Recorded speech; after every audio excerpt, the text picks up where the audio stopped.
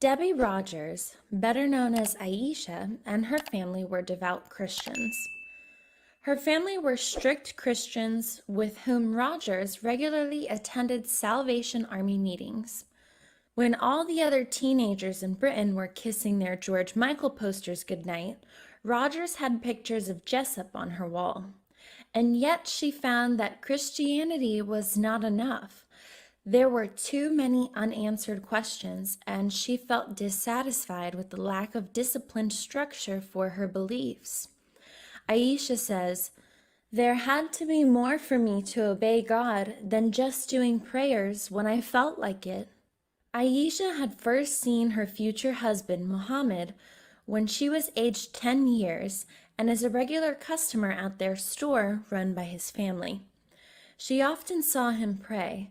Aisha recalls, "There is satisfaction and peace in what he did."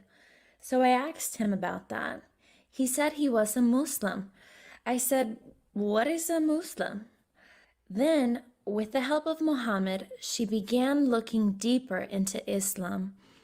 At the age of 17, she has read the entire Quran in Arabic. She made the decision to convert to Islam at the age of 16 years. Despite her conversion, however, Muhammad's parents were against their marrying.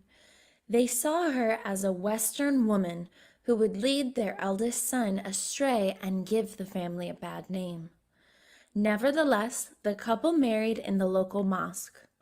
Aisha wore a dress hand-sewn by Muhammad's mother and sisters, who sneaked into the ceremony against the wishes of his father, who refused to attend. Aisha's parents, Michael and Marjorie Rogers, though did attend the wedding, were more concerned with the clothes their daughter was now wearing and what the neighbors would think.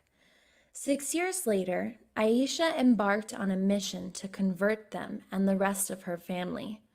She recalls, "My husband and I worked on my mom and dad, telling them about Islam, and they saw the changes in me, like I stopped disrespecting and talking back." Her mother soon followed in her footsteps. Marjorie Rogers changed her name to Sumaya and became a devout Muslim.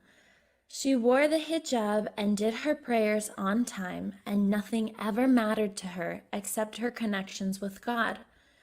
Aisha's father proved to be more difficult to convert, so she asked the help of her newly converted mother.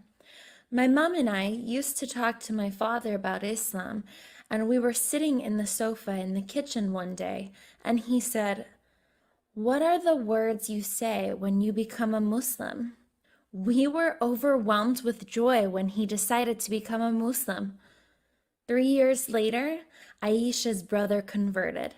Then his wife and children followed by her sister's son. It didn't stop there. Her family converted. Aisha turned her attention to her neighbors. Every Monday for the past 13 years, Aisha has held classes in Islam for Scottish women. So far, she has helped to convert over 30. The women come from different types of backgrounds. Trudy, a lecturer at the University of Glasgow and a former Catholic, attended Aisha's classes purely because she was commissioned to carry out some research. But after 6 months of classes, she converted, deciding that Christianity was riddled with logical inconsistencies. Her husband, Muhammad, does not seem so driven to convert Scottish lads into Muslim brothers. He occasionally helps out in the family restaurant, but his main aim in life is to ensure the couple's 5 children grow up as Muslims. "I can honestly say I have never regretted it," Aisha says of her conversion to Islam. "Every marriage has its ups and downs, and sometimes you need something to pull you out of any hardship. But the Prophet, peace be upon him, said every hardship has an ease. So when you're going through a difficult stage, you work for that ease to come." Muhammad is more romantic. I feel we have known each other for centuries and must never part from one another.